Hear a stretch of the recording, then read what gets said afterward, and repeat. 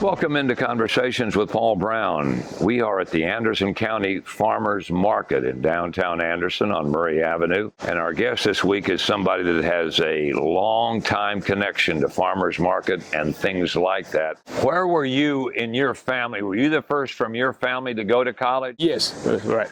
How determined were your parents to see that happened? Very determined. Why? My dad grew up as a sharecropper, and I don't have to tell you the story of that because I think you know that quite well. But he was determined that I would succeed. Failure was not an option. In fact, when I went to school, my mother had taught me how to write my name. I knew my ABCs. I knew how to count. I had the gift of gab, which I got from my father. And part of being a good extension service agent, you have to have a gift of gab and love people. And love people wherever they are and try to help to make life better for them. And I'm proud of that. I try to make a contribution. I went to work in Florence County, and then I came to Anderson County in 1971.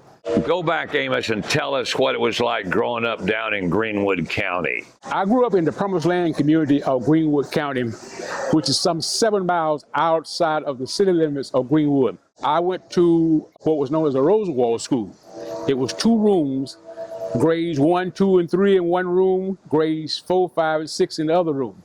It was a nice looking school compared to some of the others I've seen. Had a very fine teacher there, Mrs. King, a very demanding teacher.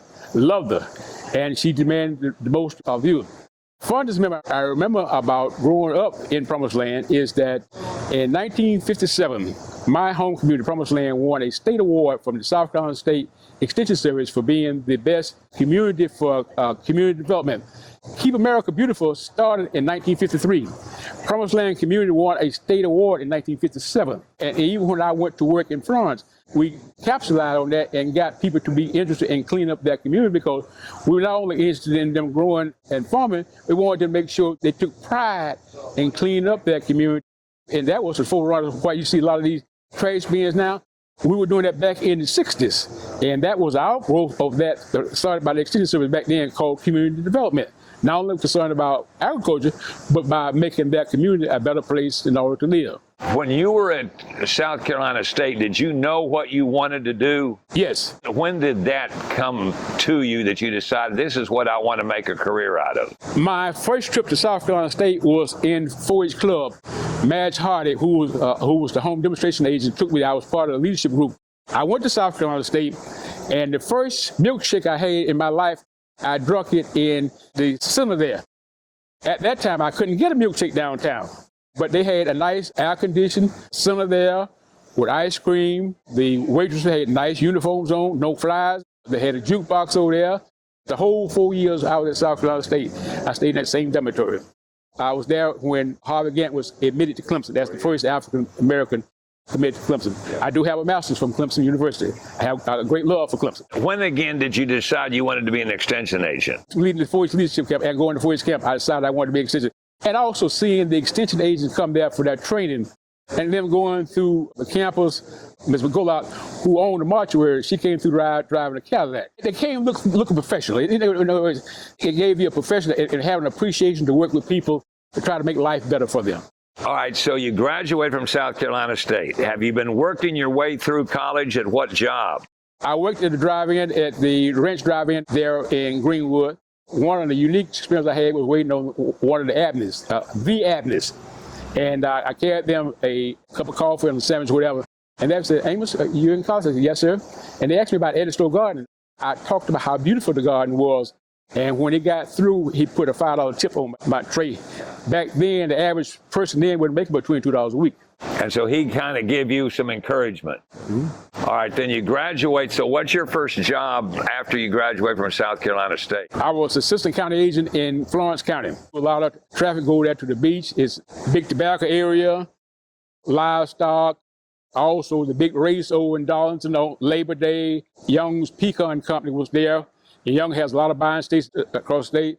They grew bell peppers, pickled cucumbers as a catch, and also tobacco, cotton, and hogs and cattle.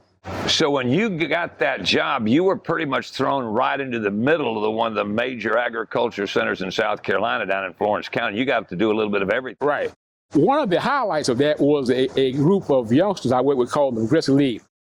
As I mentioned, back then, the word was community development. Not only were we concerned about agriculture, we were concerned about developing community to make them a better place to live. A lot of the areas were unpaved.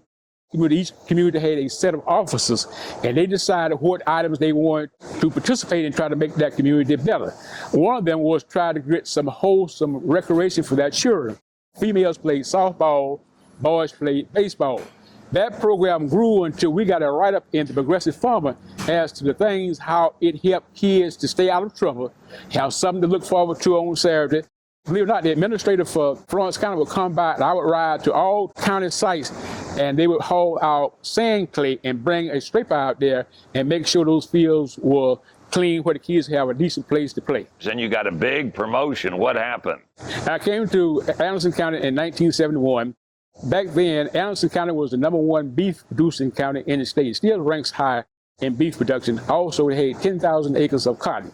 Cotton has gone from a manual crop where you had to have a lot of hand labor to where it was mechanized. So a lot of folks began to leave the farm. When you came here, how many cotton gins did Anderson County have? It had a bunch of them. Nearly every community had a cotton gin. And was the one at Star the last one? They were the last one to go out. And is there still cotton grown in Anderson? Yes, sir. It's still cotton grown in Anderson County. How big was the extension agency in Anderson County when you came here? It was big, and we had one of the top 4-H programs in the state. In fact, one of my first assignment was to go to camp with 3 busloads of youngsters. Enjoyed it because we had some outstanding 4-H leaders. We also had some outstanding in-school and community programs. So we also had a countywide club. Several of them have gone on to school and doing well for their experience in 4-H. And looking back on that, the 4-H program and the FFA program all were instrumental in shaping future leaders. That's right. One of the tidbits of programs in 4-H, we had a poultry program where we selected youngsters to get 50-day-old chickens. They would grow those chickens out, and they would turn back in 10 to get refurbish the program for the following year. And I remember quite distinctly because this particular family had one daughter, and I approved of her to get the chickens. I went by to check on the chickens, vaccinated them, debeaked them. Those chickens, they were Harco Reds. Harco Red is kind of a reddish chicken. It produces brown eggs. And if anybody know anything about eggs, most folks come Thanksgiving and Christmas time, they want country eggs. Now they'll use white eggs all during the year, come Thanksgiving and Christmas, they want brown eggs for some reason. And most rural folk kind of make a little more money doing that off those eggs. Anyhow, this particular family had one daughter. They had done an excellent job. The chickens were laying quite early, nice big chicken. A lady called me and said, come by and pick up. I said, I can't bring them. And the day of the sale, we sent out a letter, and a lot of people would come by and buy those chickens, kind of have a backyard flock because they add to the family income as well as having fresh eggs there on the plate. It got up to $5. The lady's husband got up, and him and another fellow were bidding back and forth. And he told the fellow, said, now, sir, my wife told me if I don't get these chickens, don't come back home because her baby has been crying all week, have not eaten her food. And sir, you haven't got enough money to buy these chickens. Believe it or not, those chickens went for $8 a piece. That means he had to shell out $80. He went back home as a proud father because he had delivered what his wife had told. As I mentioned, she told him, if you don't buy these chickens, don't come back. That's somehow how serious folks took some of the projects we had.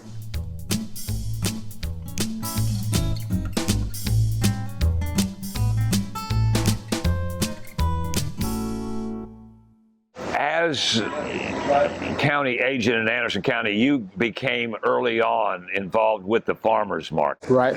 For those that may not know the history of it, tell me the history of the Anderson County farmers market, where we are right now. This is the second market. The first market was down on Corner Towers and Market Street. We realized that a lot of the farmers could not keep pace. 96% of farms are family owned. And as you well know, farming equipment is expensive. Fertilizer equipment is expensive. The cost of seed is expensive. A lot of them kind of fell by the wayside, and that does not have anything to do with what side of the track you live on. They were still good farmers. They loved the farm, but it was difficult for them to make a living. So we tried to come up with a way as to how they could make a living farming by growing vegetables and fruits and selling directly to the consumer. by market than directly to consumer. Believe it or not, some of the grocery stores would buy from the farmers when they ran short and market up 31%. That's 31% that the farmer didn't go in the farmer's pocket. I'm not fighting the grocery, but now keep in mind, the farmer has taken all the risk. He's bought the seed, he's bought the fertilizer, he got the land, he put, and beyond, he only got a part of the net. So as a result, we came up with the idea of having a farmer's market, and we set out and we helped to build the market and got it rolling. We operated 3 days a week. One of the expenses at Clemson store said we won't sell that many tomatoes because we grow a lot of tomatoes down the coast, especially down in Charleston, Frogmore, Beaufort, in and around Santee, and so forth. They grow a lot of tomatoes down there. But the tomatoes they grow down there, they're commercial tomatoes. They pick them green. They wash them and put them in cartons and put them in storage, cold storage. And when they need them, they gas them with an acetylene gas that ripens them. Tomatoes that you get at the farmer's market was picked either yesterday afternoon or sometime this morning and brought directly to the market. The taste, you just can't beat it. So we had an advantage. Also, it helped to bridge the gap between city folks and rural folks. They got a chance to know each other, find out they had something in common. And also, the money made by farmers who stayed right here in Anderson. No, it wasn't a Fortune 500 company, but a farmer who got money in his pocket or her pocket, go downtown, buy some fertilizer, buy some seed, might buy a sandwich over here, buy a rake, buy some gas, buy some pesticide. And that helped the local economy. Because that money stayed right here, whereby typical, let's say at that time, the big grocery store was Winn-Dixie. Yeah. Winn-Dixie's headquarters in Jacksonville, Florida. And you all know, you send money down to Jacksonville, it's going to take a long time before it gets back to Anderson. So as a result, we were instrumental in trying to bring about a change, and it did, because that money stayed right here. And then you outgrew it. Right. And then a grant was found at the state to build this market right here. And as a result, the market moved from down Tower Street to where we are now. Compared to other farmers markets in the state of South Carolina, this one's near the top. It's right at the top. It's one of the first, right. In fact, we helped several other counties with their programs. We had to do programs on teaching farmers what to grow, also putting a time schedule. A lot of folks don't eat green tomatoes, but there are some people who do. We asked farmers, maybe have a bushel of green tomatoes and sit them on the side. They sell for the same price as your ripe tomatoes. Those folks who like fried green tomatoes are going to come buy them. They're still having thing with the ripe ones. The ripe ones are going to sell too. I don't say you won't bring all your green tomatoes, but you make a bag full. That's niche market. Even turnip greens. During the summer, there are folks who eat turnip greens as long as they can get them. Now, normally we think about turnip greens being a fall crop. But there are folks who eat turnip greens. I even advise farmers, you got a place, say around your well or down the bottom, plant you a patch of greens.